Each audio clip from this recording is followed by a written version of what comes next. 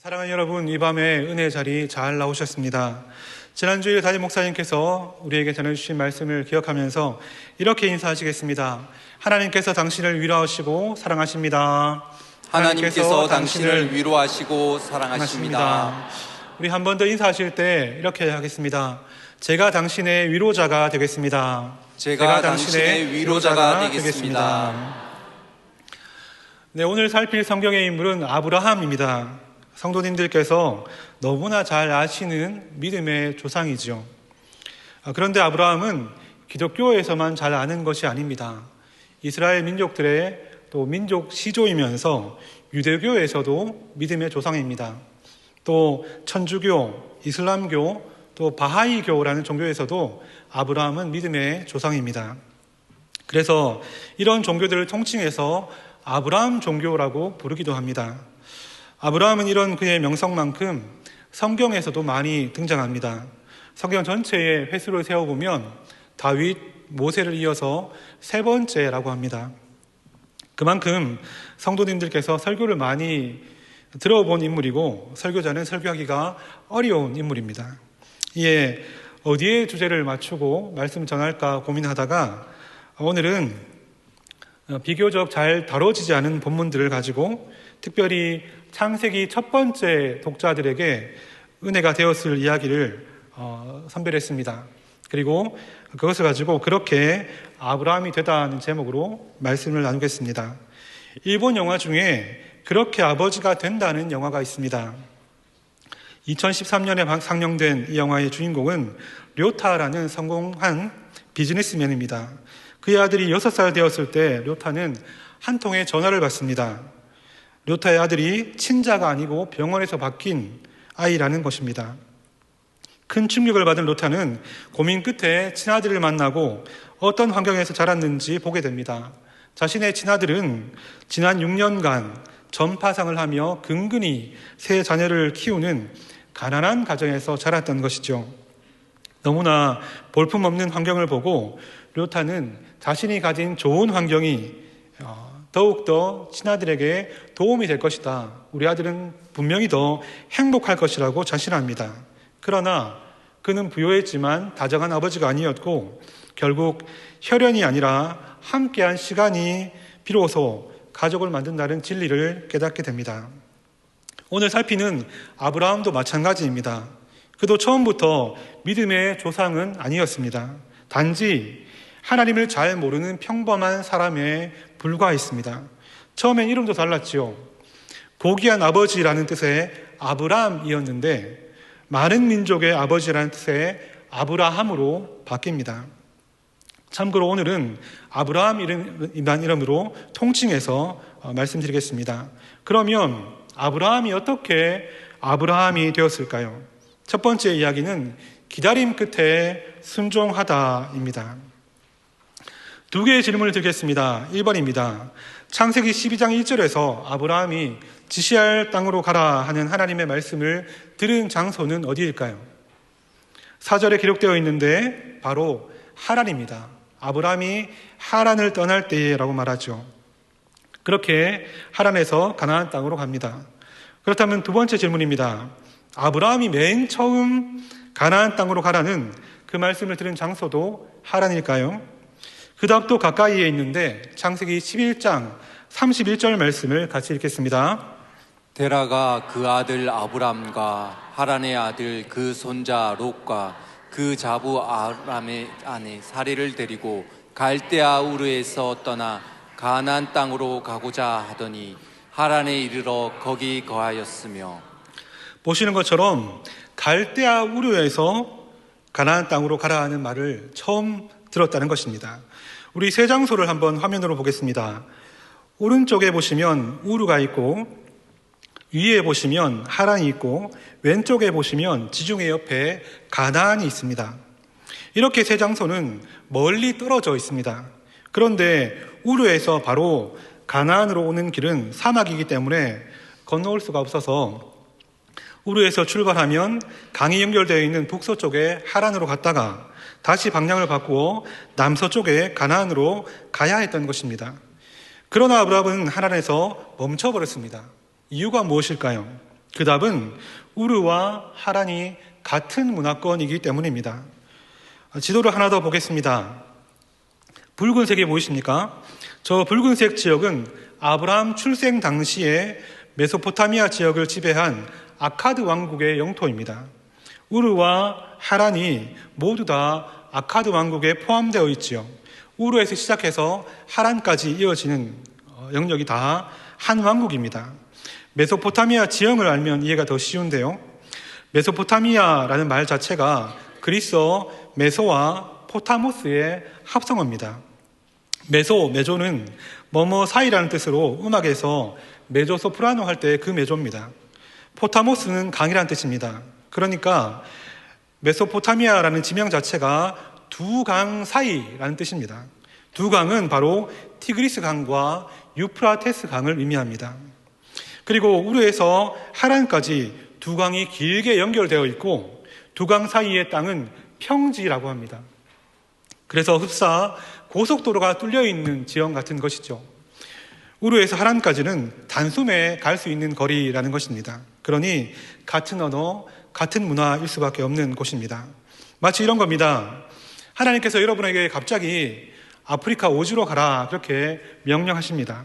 그래서 짐을 싸서 울산을 떠나 인천공항까지 갔습니다. 그런데 인천에서 비행기를 타지 않고 인천에 머물러 살기로 결정합니다. 어쨌든 울산을 떠났으니까 이건 순종일까요? 순종이 아닐까요? 당연히 순종이 아닙니다. 울산에서 인천이 제일 먼 곳이긴 하지만 거기서 한국말로 일도 할 수 있고 생활할 수 있는 우리나라이기 때문이죠. 지금 아브라함이 하란에서 머문 것도 바로 그런 이유 때문입니다. 말이 통하고 같은 일을 할 수 있고 또 문화도 같기 때문이죠. 이처럼 아브라함은 우르에서 제국 끝인 하란까지 왔지만 처음에는 순종의 사람이 아니었습니다. 훗날 독생자 이삭까지 바치는 순종의 사람으로 변화되지만 적어도 처음 부름받았을 때 아브라함은 순종을 멈춘 사람에 불과했습니다. 그래서 사도행전 7장에서 스데반은 이 장면을 이렇게 설교합니다. 사도행전 7장 2절부터 4절까지 말씀을 같이 읽겠습니다.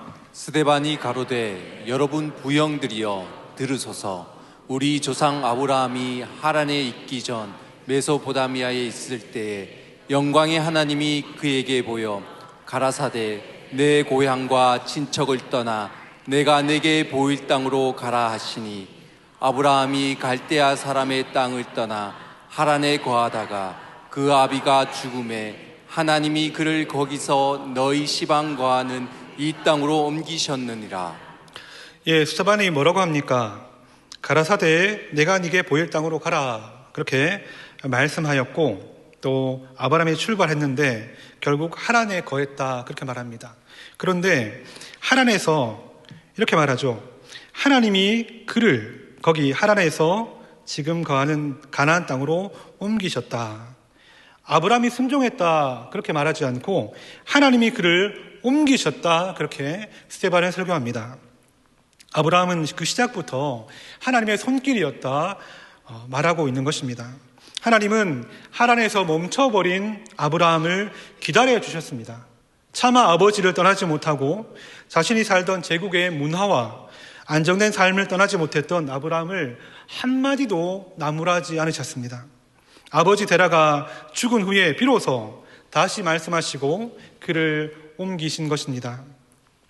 순종을 멈춘 아브라함이 다시 순종의 한 걸음을 내딛도록 한 것은 바로 하나님의 기다림입니다. 그리고 그 기다림이 모리아산에서 독생자 이삭을 바치는 순종까지 이어진 것입니다. 사랑하는 여러분, 순종은 늘 쉽지 않습니다. 때론 부담스럽고 버거워서 자주 망설여지지요. 이런 우리에게 아브라함은 자신도 그러했다 말하고 있습니다. 그러면서 하나님의 기다림을 깊이 묵상해 보라 권합니다. 우리를 지켜보시며 기다리시는 하나님을 기억하고 그분의 마음을 헤아리고 그분의 음성에 귀를 기울이라 그렇게 초청하고 있습니다. 그러면 하나님의 사랑을 더욱더 알게 되고 하나님께 우리를 맡기게 될 것입니다. 바르게는 우리를 기다리시는 하나님을 깊이 경험하심으로 순종의 깊이를 다하시는 여러분 되시기를 축복합니다. 둘째 이야기는 능력 안에 감사하다입니다. 인생을 살다 보면 중요한 결정을 해야 될 때가 있습니다. 여러분은 그때 어떻게 하십니까? 당연히 기도도 하겠지만 인터넷도 찾아보고 또 아는 사람에게 찾아가서 물어도 보겠죠. 그런데 만약 정보를 알 길도 없고 물어볼 사람도 없고 당장 해야 되는 결정인데 심지어 목숨까지 걸어야 되는 그런 결정이라면 어떻게 하시겠습니까? 아마 10중 8구 대답은 한 가지일 겁니다. 오직 기도입니다. 그런데 성경에 정보를 알 길도 없고 물어볼 사람도 없고 당장 해야 되는 결정이면서 심지어 목숨까지 걸어야 하는데 기도 한 번 하지 않고 결정하고 뛰쳐나간 인물이 있습니다. 바로 아브라함입니다. 창세기 14장을 보시면 한 전쟁이 나옵니다. 이 전쟁은 성경에 기록된 최초의 전쟁인데 1절, 2절을 눈으로만 한번 보시겠습니다. 어떤 글자가 보입니까? 왕이 보이죠. 얼핏 봐도 왕의 이름이 많이 등장하는데 9명이 등장합니다. 그림 성경이라는 블로그에서 이것을 이렇게 잘 그려 두었더라고요. 보시면 4개 나라 왕, 동방 4개 나라 왕과 가나안 5개 나라 왕 사이에 전쟁이 벌어집니다. 가나안 동맹국 5왕이 12년 동안 동방의 4왕의 속국으로 살다가 이젠 도저히 못 살겠다 하면서 반란을 일으킵니다. 결국 5 동맹왕이 졌고 그 길로 롯과 가족들도 끌려갔습니다. 이 소식을 들은 아브라함은 즉시로 쫓아가서 밤중에 기습했고 그들을 이기고 조카 롯과 모든 소유를 다 찾아옵니다. 그때 결정을 기록한 창세기 14장 14절을 같이 읽겠습니다. 아브라함이 그 조카가 사로잡혔음을 듣고 집에서 길리고 훈련된 자 380명을 거느리고 단까지 쫓아가서 눈을 씻고 봐도 그 어디에도 아브라함이 기도했다는 말이 없습니다. 그냥 그 소식을 듣고 당장에 쫓아갔다 그렇게 말합니다. 이렇게 기도 한마디 하지 않고 승리한 이 아브라함 얘기에서 이 본문이 끝났다면 우리는 아브라함을 한번 천천히 살펴봐야 할 것입니다. 전쟁에 능한 아브라함 혹은 아브라함의 군대 육성 비결 혹은 아브라함의 리더십 또 자신을 배신한 롯에 대한 용서 이런 것들을 들어야 되겠죠. 그런데 아브라함이 전쟁에서 승리하고 돌아오자마자 한 사람이 그에게 나타납니다. 그 이름은 살렘 왕 멜기세덱이고 성경은 그를 지극히 높으신 하나님의 제사장 이렇게 소개합니다.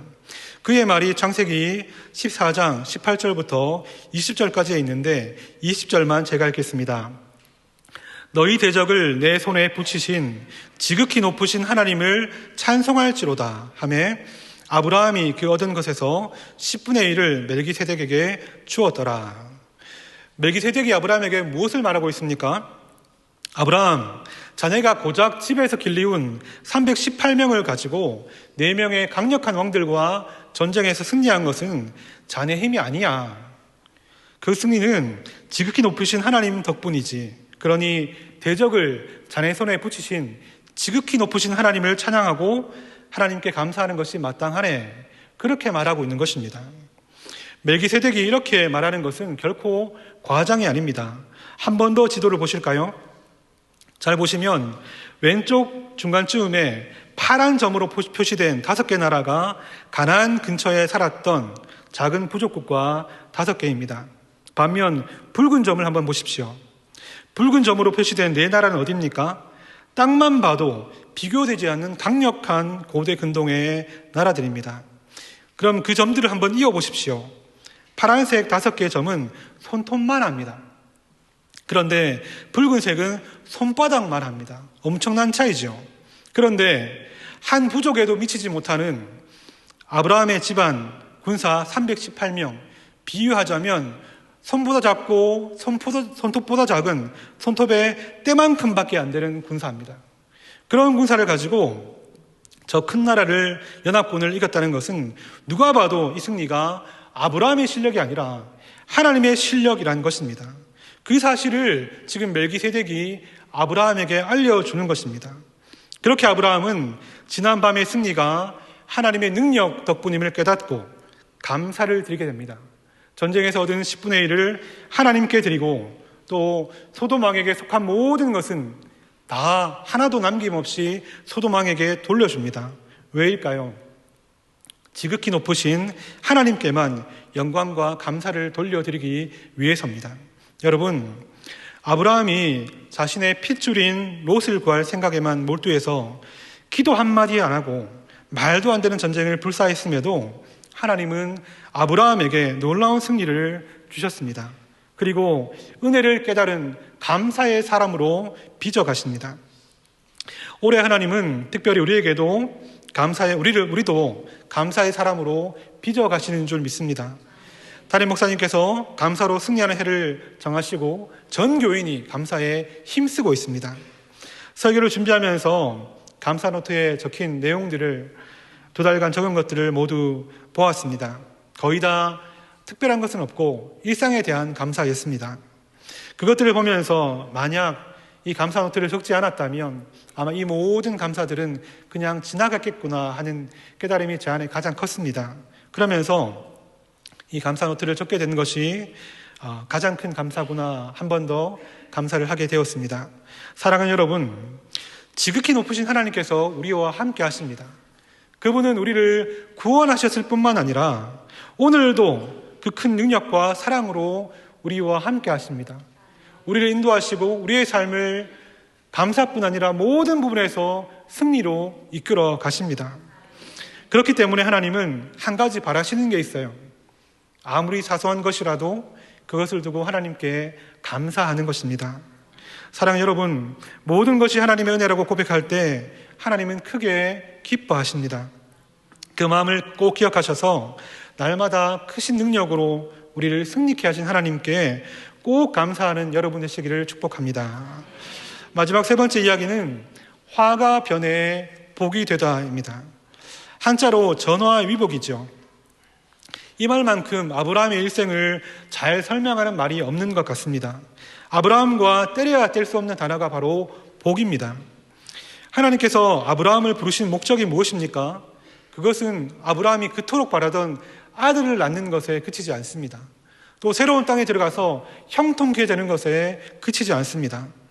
하나님께서 아브라함을 부르신 목적은 바로 세상 모든 족속에게 복이 전달되는 것입니다.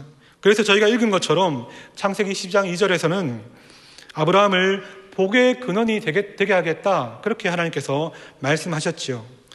몇 년 전에 우연히 강원도 오대산에 위치한 한강 시원지 체험관에 가본 적이 있습니다. 시원지는 발원지란 뜻입니다. 이곳은 조선시대부터 한강의 발원지라 불렸던 우통수를 재현해 둔 곳입니다. 사실 현재 우통수는 저 사진에 보는 것처럼 아주 초라하고 식수 적합수도 아니고 양도 적어서 마시기 어렵다고 합니다. 게다가 살펴보니 이 우통수는 역사적으로 발원지일 뿐 실제 진짜 최장 발원지는 태백의 검룡소라고 합니다. 그런데도 건물까지 만들어서 한강의 발원지 우통수를 기념하는 이유가 무엇일까요? 그것은 우통수 때문이 아니라 한강 때문입니다. 한강이 참으로 장엄하고 우리에게 중요한 곳이기 때문에 한강의 발원지 우통수도 덩달아 상징으로 삼는 것이죠. 아브라함도 그렇습니다. 사실 아브라함의 인생만 보자면 너무나 초라한 인물입니다. 그는 오랜 세월 가나안 땅에 살았지만 묘실 꾸밀 땅 외에는 땅 한 평 가지지 못한 나그네 인생입니다. 여기저기 옮겨 다녔죠. 해외에도 얼마나 많이 갔습니까? 게다가 실수란 실수는 또 얼마나 많이 합니까? 2번이나 부인을 누이라 속이고 믿음이 흔들려 이스마엘을 낳기도 합니다. 그리고 생이별도 하고 숨기고 싶은 과거가 많은 사람이죠. 그런데 그런 아브라함의 인생이 중요한 것은 하나님께서 아브라함을 부르신 목적 때문입니다. 바로 복의 근원이 되는 것이죠. 이에 대해서 하나님께서 창세기 12장 외에 여러 번 말씀하셨는데 가장 구체적으로 말씀하신 것은 창세기 18장 18절부터 19절입니다. 같이 이 말씀 읽겠습니다. 아브라함은 강대한 나라가 되고 천하 만민은 그를 인하여 복을 받게 될 것이 아니냐. 내가 그로 그 자식과 권속에 명하여 여호와의 도를 지켜 의와 공도를 행하게 하려고 그를 택하였나니 이는 나 여호와가 아브라함에게 대하여 말한 일을 이루려 함이니라. 띄워두시고요. 아브라함이 강대한 나라가 되어야 될 이유가 무엇입니까? 천하 만민이 그를 인하여 복을 받기 위해서입니다. 그러면 어떻게 그것이 됩니까? 19절에 그 원리가 잘 설명되어 있습니다. 아브라함이 자기 자식과 모든 권속들을, 자기 가족을 하나님의 백성으로 만들면 된다, 그렇게 말합니다. 아브라함이 자기 가족들을 하나님의 도를 지키고 순종하는 백성으로 만들면 열방이 복을 받게 된다는 것이죠. 쉽게 말해 이런 것입니다. 아브라함 집안이 하나님 말씀을 잘 지키고 순종하면 강대한 나라가 됩니다. 그러면 주변 나라들의 이목이 집중되겠죠. 그리고 찾아와서 어떻게 당신은 이 열악한 곳에서 강대한 나라가 되었습니까? 이렇게 물으며 귀로 듣게 되고 또 실제로 어떻게 사는가 하면서 눈으로 와서 볼 것입니다.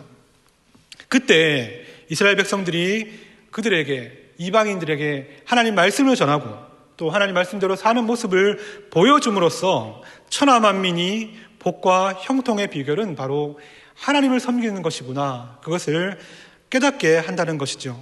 그러므로 중요한 것이 무엇입니까? 아브라함이 자식과 모든 권속들을 가르쳐 믿음의 공동체로 세울 수 있는 믿음의 사람이 먼저 되는 것입니다. 아브라함이 먼저 변해야 한다는 것이죠. 이를 위해서 사용하신 것이 바로 아브라함의 인생에 겪은 여러 가지 사건들입니다.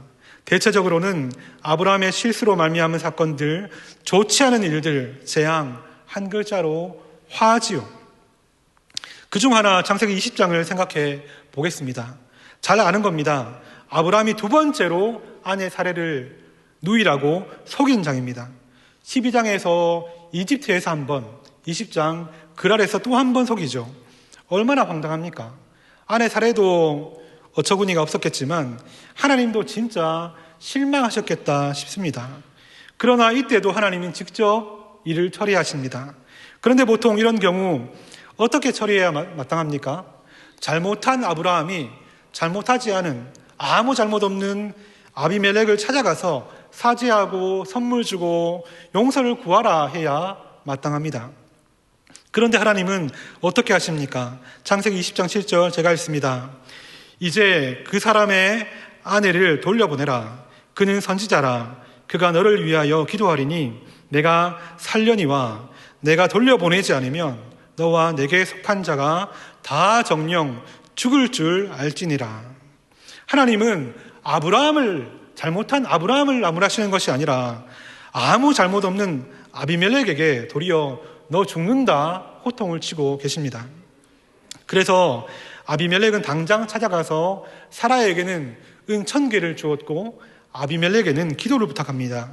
창세기 20장 17, 18절 함께 읽습니다. 아브라함이 하나님께 기도하매 하나님이 아비멜렉과 그 아내와 여종을 치료하사 생산케 하셨으니 여호와께서 이왕에 아브라함의 아내 사라의 영고로 아비멜렉의 집 모든 태를 다치셨습니다. 사랑하는 여러분, 여러분이 만약 20장의 아브라함이었다면 어떤 생각이 드실까요? 내가 잘못했는데 하나님이 지금 착각하시는 것 아닌가? 혹은 도리어 내가 돈을 주고 내가 머리를 디밀고 기도받아야 되는데 지금 이래도 되는가 하는 그런 생각이 들 것 같습니다. 아브라함도 마찬가지였을 것 같습니다. 그러면서 동시에 아주 무겁고 진지한 또 하나의 깨달음이 아브라함의 마음 깊이 자리 잡았다고 믿습니다. 그것은 바로 하나님의 마음입니다. 여러분, 사실 지금까지 평생에 아브라함이 기도한 내용들이 무엇인지 아십니까?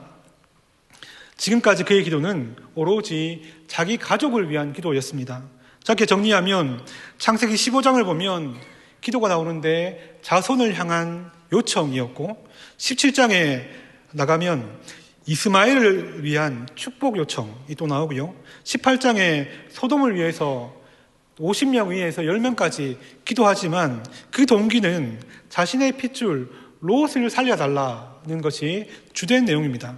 이처럼 지금까지 아브라함의 기도는 오로지 자기 핏줄, 그것도 자신의 명예와 생명을 지킬 수 있는 남자를 위한 자기 중심적 기도였습니다. 그랬던 아브라함이 처음으로 100% 타인을 위해서 기도하고 있습니다. 그것도 자신이 두려워했던 대상이면서 자기가 잘못해서 하나님께 벌받고 있는 사람을 위해, 그 가족을 위해서 치유와 축복 기도를 해주고 있습니다. 어떻게 보면 하나님의 억지죠.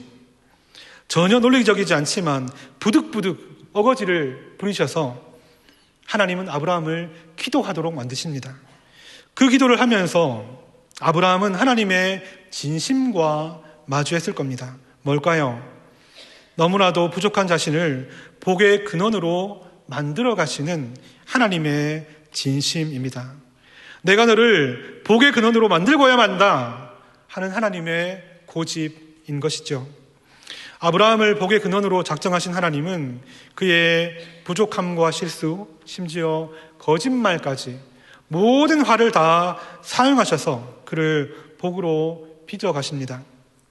그래서 세상을 두려워하는 마음을 벗어버리게 하시고 하나님을 믿음으로 세상을 축복하는 자가 됩니다. 그리고 장차 아브라함의 후손 예수 그리스도의 십자가의 화를 통해 우리 모든 믿는 자에게 구원을 선물로 허락하셨지요. 여러분, 이 전화위복의 하나님은 우리의 하나님, 저와 여러분의 하나님도 되십니다. 하나님은 우리 개개인의 화도 복으로 바꾸고자 일하시는 분이시며 또 그 은혜로 우리가 세상 가운데 복의 근원으로 살기를 바라시는 억지의 하나님이십니다. 그러므로 주 안에 너무나 복된 여러분, 어떤 화를 당하고 계십니까? 어떤 실수를 하셨고 어떤 후회되고 부끄러운 일이 지금 여러분 안에 있습니까? 그것이 100% 여러분의 실수라 할지라도 하나님께서 반드시 복으로 바꿔주실 줄 믿으시기 바랍니다. 그 하나님의 억지 그리고 진심 고집을 굳게 신뢰하시고 이 세상을 두려워하지 말고 담대하게 세상의 복의 근원으로 살아가는 여러분 되시기를 축복합니다. 말씀을 맺겠습니다. 오늘 우리는 믿음의 조상 아브라함을 살펴보았습니다. 아브라함은 하나님의 은혜로 순종의 사람, 감사의 사람, 축복의 사람이 되었습니다. 그런데 오늘 나눈 이 아브라함의 이야기들이 창세기 첫 번째 독자들에게는 어떤 의미로 다가왔을까요? 창세기 첫 번째 독자들은 이제 가나안 입성을 코앞에 둔 이스라엘 백성들입니다. 그들은 두렵고 떨리는 마음으로 이제 가나안에 가서 정복 전쟁을 해야 되는 그런 사람들입니다. 그 새로운 시작을 하려는 사람들에게 이 메시지는 이렇게 들렸을 것입니다. 그들이 하란에서 지체한 아브라함의 얘기를 들었을 때 죄로 인해 지체된 40년 밀린 가나안 입성에도 하나님의 기다림이 있구나 깨닫고 큰 위로를 받았을 것입니다.